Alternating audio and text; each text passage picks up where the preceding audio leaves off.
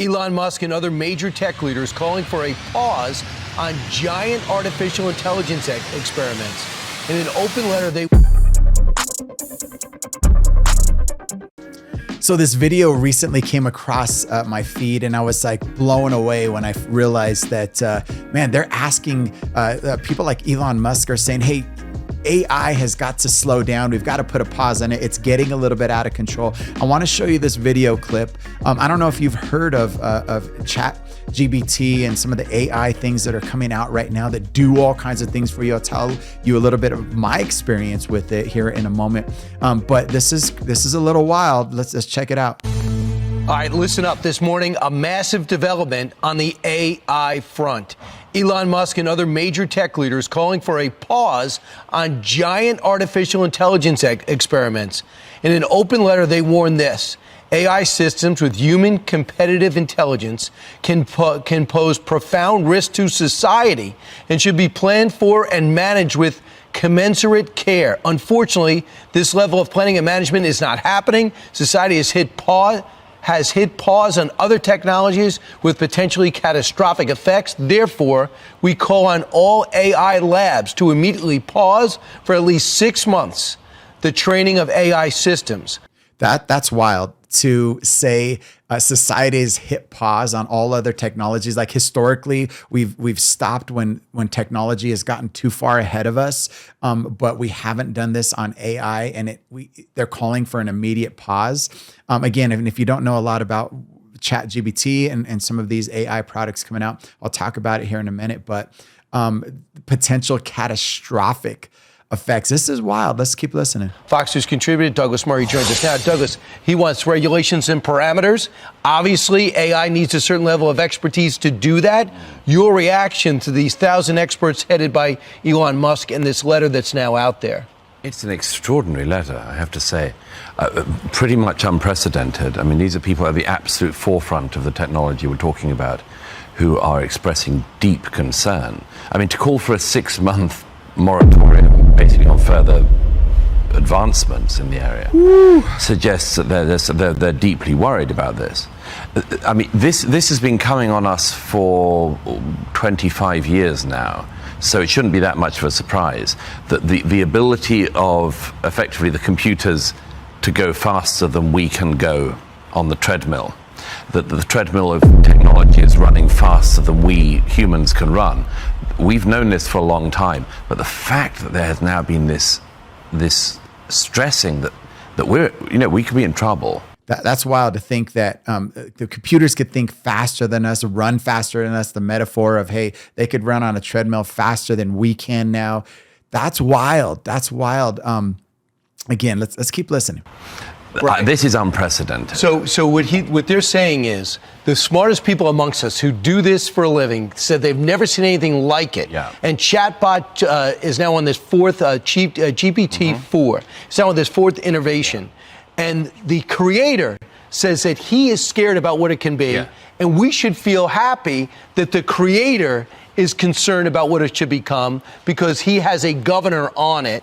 But he does not know how big this can get. Well, look. That's crazy. The creator of ChatGPT, the creator of these artificial intelligent programming systems is concerned and has put a governor on it. So it's dialed back, but has his concerns that it could get out of control. This way, every institution of learning in this country has some kind of technology to work out if somebody is, for instance, plagiarizing.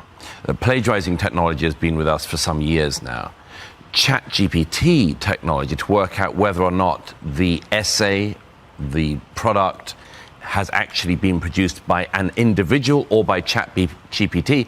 We don't have that technology yet. Do you hear that? Like historically, before this came out, you could go online and kind of if you're in college doing an essay. They would be able to detect if you were copying somebody else's work, if you were plagiarizing, whatever that looks like. But with ChatGPT, it's undetectable. You could literally say, ChatGPT, I need to write a 5-page essay on the biblical perspective of creation or whatever you want. And I need it at a college level that convinces my professor of my position on 7-day creation. You could be super specific with it, right? And please give me citations and footnotes and all of the above, and it will do it for you. It's wild and it's undetectable. No teacher in America can I'll go start doing that now. actually work that out. So we're already in a state where the technology is running faster than teachers in America can run. That's wild. Right. Once And the creators don't know what this is capable of. they don't know what it's capable of. Did you just hear that? The creators don't know what it's capable of. I mean, to call for a 6-month sort of ban on this, I think it's quite extraordinary. We've known for about a quarter of a century now that this is coming. It actually comes from the 90s when Kasparov, the great chess champion, was beaten. Now lives here in New York City. Exactly, was beaten by the computer.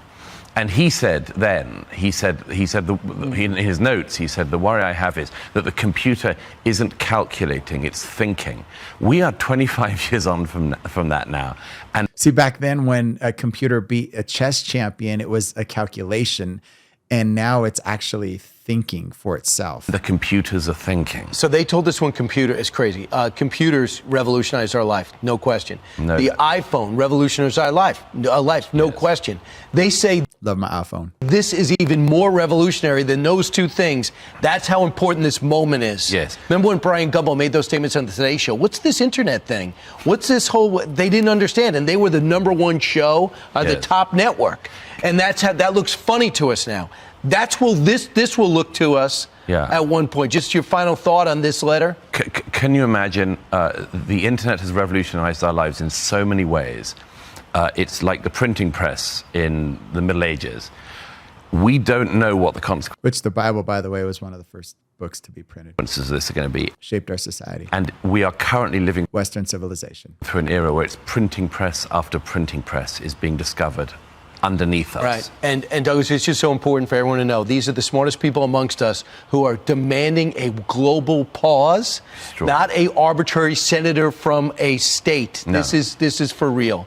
And look at some of these people from Steve Wozniak, co-founder of Apple, to Elon Musk, Andrew Yang here in New York. Thanks so much, amazing. Douglas. All right. Thank you. I'm Steve. Hey, this is wild. This is wild. Now, again, we've talked about some things, and they mentioned, things like plagiarizing essays and being able to just create things that are undetectable, right? And when you think about that, well, that's, we could fix that. We can, but there's got to be more, and I don't know what that more is. I have some ideas. That's why I wanted you to hang out for a little bit of why they are so concerned that technology is starting to think for itself.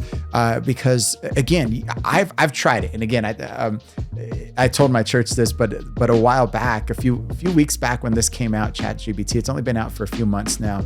I said, will you write me a sermon on the Christian perspective of baptism? And it wrote me a sermon in like 3 minutes. And I'm like, let me just use this. No, I did go through it. I used a few notes because some of the scriptures I would have used anyway. But let's face it, like that was wow. Like it just totally wrote the sermon for me. It's wild, right? It's wild.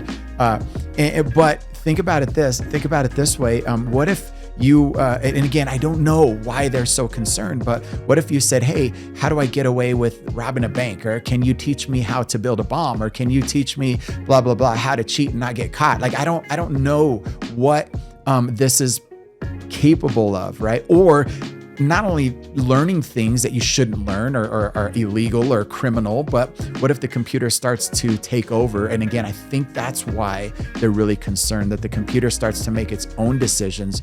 Like, what if I were to say, hey, will you decide when it's time for me to wake up? Or will you decide when it's time for me to blah, blah, blah? And then the computer automatically starts to think for itself. Yeah, I think today is a good day for you to blah, blah, blah. And then it starts to make decisions for you. And then that turns into, I took over another computer, and then I took over something international security, blah, blah, blah. I think that's why they're, and again, these are things we've seen in movies, right? But it's actually coming to pass. And I don't know how the Bible plays all into all of this, but I do know that God is in control. I do know that God is who we need to go to. I do know that I don't want AI writing my sermons, right? I want to read the Bible. I don't want to go that route. But with that said, let's pray. Let's pray that this doesn't get out of control. Let's pray that they do what they need to do. It is kind of fun. I'm not going to lie, to experiment, with ChatGPT and to kind of ask it some random questions. Write me a love poem or whatever for my wife of 8 years or whatever that is.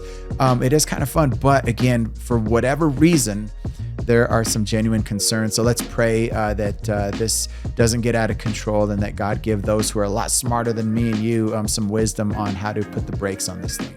I'll see you on the next one.